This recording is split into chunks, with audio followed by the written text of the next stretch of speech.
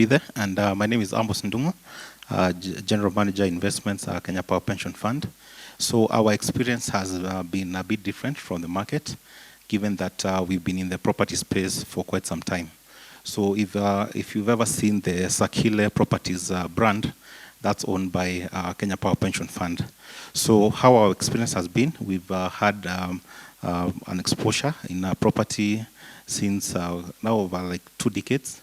And our experience has been good. I think there was a mention that trustees don't have the expertise.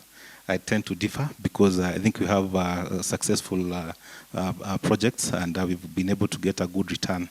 So for us, I think the opportunity that I see in the REITs business, now that we have that brand name and we have experience, I'm looking at an opportunity of maybe one day coming up maybe with a D-rate, where I'll be able to show what I've done maybe in the last 2 decades. And now I'll bring, say, a piece of land, and now the investors can bring their money. So that's an opportunity. Also, just to note that for our membership, it's an aging membership. And with time, whatever we are holding in real assets needs to be now be financial. So, like for example, our headquarters, where we have an anchor tenant, we can come and bring that to the market as an I-rate, and that's an opportunity. So what's stopping you? Yeah, so we are still, our portfolio is well diversified, and we are still at a point where the exposure is not as high.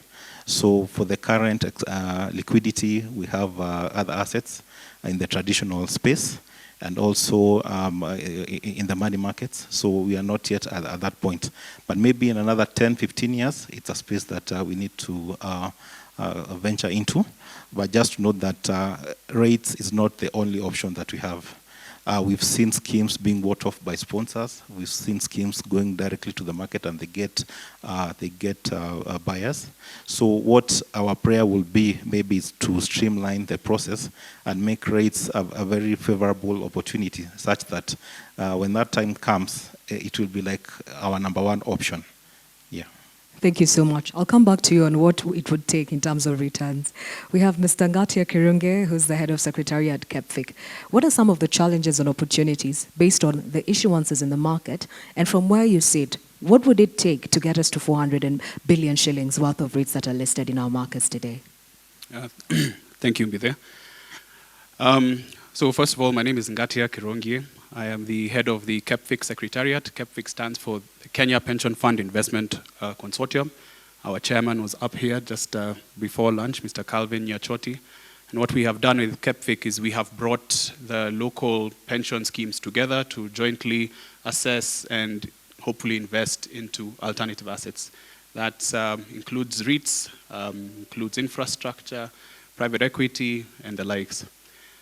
Our experience has been, to go straight to your question about the opportunities, REITs and alternative assets are a much needed asset class in our market right now. Our portfolios, local pension schemes, are heavily concentrated on a handful of stocks and government bonds. And we have all seen how those 2 asset classes have performed over the last 18 months, if not longer. So the need for diversification is very strong. And when you think about infrastructure, infrastructure is required in just about every section or sector of the economy and through economic cycles as well. So it's a very attractive asset class to put in pension fund portfolios. Now, that being said, and if you think about that as the opportunity, the first challenge I can think of is the very fact that everything we're discussing here is novel. Yeah? Pension schemes are conservative investors, and everything we are talking about here in alternative assets in general are considered exotic. And they're considered exotic really because there are just not enough opportunities out there for the investor community to get familiar with. And that's not a hurdle that's too difficult to overcome. And what we're trying to do at KEPFIC is really to build a strong pipeline, share it with the fund managers, work with them to take it in front of the trustees, and hopefully get an investment out of that. However, I think the real challenge comes in the decision-making process. And this is where, in my opinion, the challenge we face is that the current investment decision process is it's not fit for purpose. It almost forces the trustee to become an investment expert. And that's always going to be a challenge. We don't subject the investments into stocks and bonds to the same process as we do alternatives. The fund managers are given a discretionary mandate. They're told, this is the amount of funds you should manage. Come back to us in 6 months, 1 year, see how you have performed. And in between that time, Einstein is free to buy and sell as he sees fit. And if he doesn't do a good job, he's fired. We understand that. However, with alternatives, it's a totally different process. With alternatives, these decisions have to go to the board. And we've just said that these are new asset classes. You almost force the board members to have not just a view on a new asset class, but also on a specific opportunity. I think that's unrealistic. And the result of that is twofold. First, decisions are never made, because you have board meetings 4 times a year. The opportunity will be on the board agenda this quarter, and then one question will be raised. The board will decide, okay, let's revisit this next quarter. Next quarter, the opportunity doesn't even make the agenda. They say, let's do it the 3rd quarter then. By that time, the opportunity is long gone. We also hear, it also results in, discussions we keep hearing. We need more capacity building. Well, that's true. We all could benefit from learning more, but there's no amount of capacity building that will turn a trustee to a portfolio manager. Let's be clear, honestly.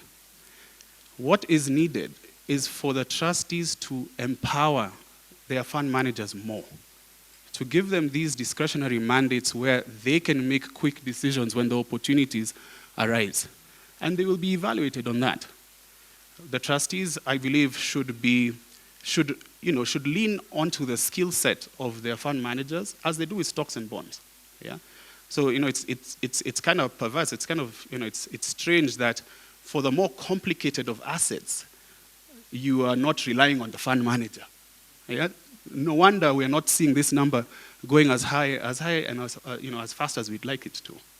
So, for me, changing that, changing the structure of this decision-making process, empowering the fund managers more, that would be the game changer in all of this.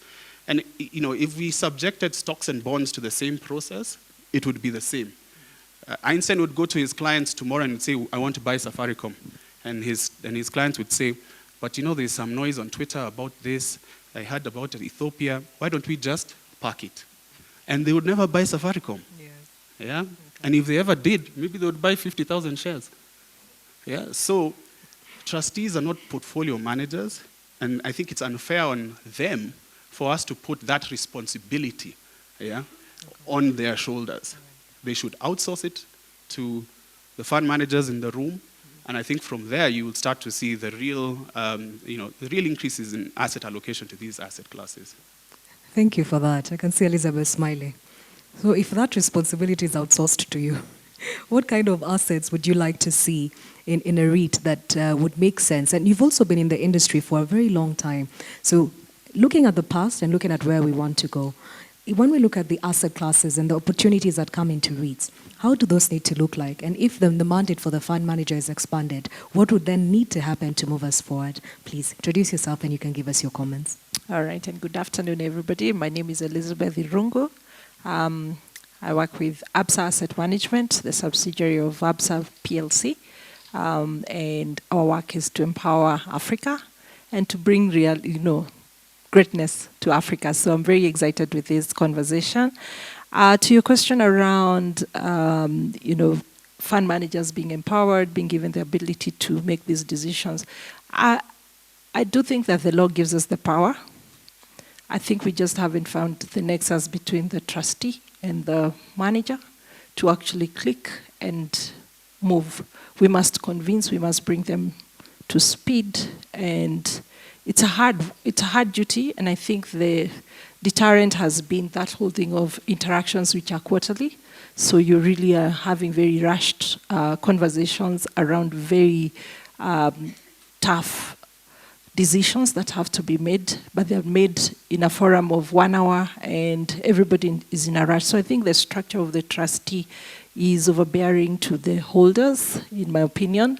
Not that they do not desire to make good decisions, but they're the ones who are running with companies, sometimes very huge portfolios, and so they really can't pay full attention to what the fund manager is doing. So as long as we are missing that nexus, then you find that then decision making on very important investments like REITs becomes something of a back burner. Now, how can we address that? I think it's an issue of looking at how trusteeship is formed in Kenya, and I think maybe the government can come in. One, address the issue of the short-term kind of mandates that they are given, 3 years. So some of them are just afraid because they know the cycle is ending in 3 years, so they will not make a decision that could go the other way. Then when it comes to transition, you find that no trustee wants to be associated maybe with a decision, a long-term decision, and they have to hand it over to the next person. So even members become a bit apprehensive around it. So maybe some of the things that need to be done is just to address the trusteeship question in the regulations. Make it, I don't know, we have to go create. We have to go create because there's a lot of asymmetry. A trustee in KPLC is being positioned as very knowledgeable, and I acknowledge that they are very knowledgeable. A trustee in another scheme is at a different level, so there's a lot of asymmetry. So how do we get that sort of coherence around trustees? And I know that's what KEPFIC is trying to cure, and therefore we can move forward. But as fund managers, a lot is also on our side. We've got to do much more. We've got to give more. I think sometimes the managers want the skill set, but the structure of the fund management industry is also something else to look at. Okay. We are charging fees which are not, which cannot hire quality employees, and so the members are getting the short end of the stick. Because if a fund manager is only earning 15 bips, 20 bips, and the assets are not that many, then you can imagine what they're compromising. They're going to pick analysts who are not fully baked. And that's why maybe when you look at P, because they're compensating much better, they're able to attract quality employees. So maybe also that's something that needs to be thought through, but it's an effort by many stakeholders. We need to get to one room and just say, what is ailing us? We want members to go to retire, well, what can we do to unlock the value? You've got knowledge, you've got the trustees who are the owners, got members who are waiting, and together we can actually rest this whole thing about exotic assets. There's nothing so exotic. Yeah. Okay. Thank you so much for that. Our time is almost spent, so I'll take the last comments from Gregory, but then I'll kindly ask our panelists to think about briefly their closing remarks. Our theme here today is building momentum and unlocking the power of REITs in East Africa. One of the topical conversations in Kenya today is using REITs for affordable housing. I'd like you to maybe give us your conversation, a very brief your closing in with regard to how we then can reposition REITs either for affordable housing or one intervention that we need to move forward. Now I'll come to the last person on the panel. He's certainly not the list. Gregory, not putting you under the bus. Earlier today, people said it's very expensive to issue REITs, and that's why the uptake isn't there. We put in a bit of statistics together to look at the costs. The first REIT that came into the market was Fahari. The cost of that was 365.5 million, and the assets they were bringing to the market were 12.5, a cost of 2.92. This cost has come down. The last issuance we had was for Lab Trust. The assets they brought to the market were valued at 7 billion. The expense for listing was 111, which was 1.61%. From where you is cost a barrier, and how should people look at it? Should they say, I can't issue because of this cost? Or from the investors that you speak to, because you do speak to local and foreign investors, is there a REIT value proposition that presuppresses and is over and above this intended cost of bringing the issuance to market? Thank you, and please introduce yourself and comment. Thanks. My name is Gregory Waweru, Chief Executive of SBG Securities, which is an investment bank, and we are part of Stanbic. Jeff will tell you I'm the top broker on the NSE, so thank you. But actually, that gives me a very unique vantage point with respect to the nature of conversations that we have, particularly with the demand side. Now, I think from an issuer standpoint, cost could be an issue, and that is why you have to look at it, on the other hand, based on the tax advantages. So I think you have to look at the issue of cost, but the tax savings that you would put into that vehicle as an issuer.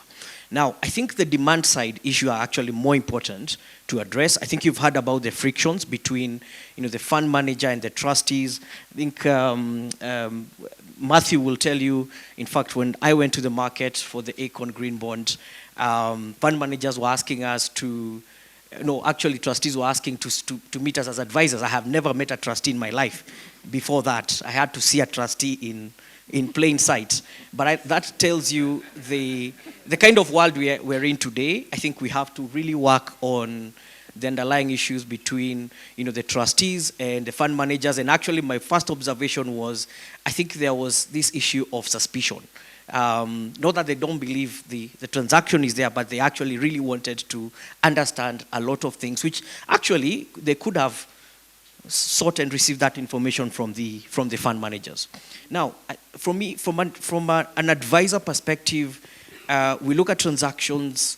We want to structure transactions for success, right? So that involves looking at both the equity and the debt side. I mean, for the Econ is a very good example where is a debt component. So I think sometimes you also need to pivot to understand, is the time right for this type of capital? Is it more equity? Is it more debt? Can I put something creative around it? But to just close it off, I think to make significant gains, particularly if you want to pivot and have this pool of capital dedicated towards affordable housing and other similar projects, I think we really have to work on the demand side. There's a lot of way to go, both from an institutional capacity building and just pulling in that capital, and also from a retail type of investor.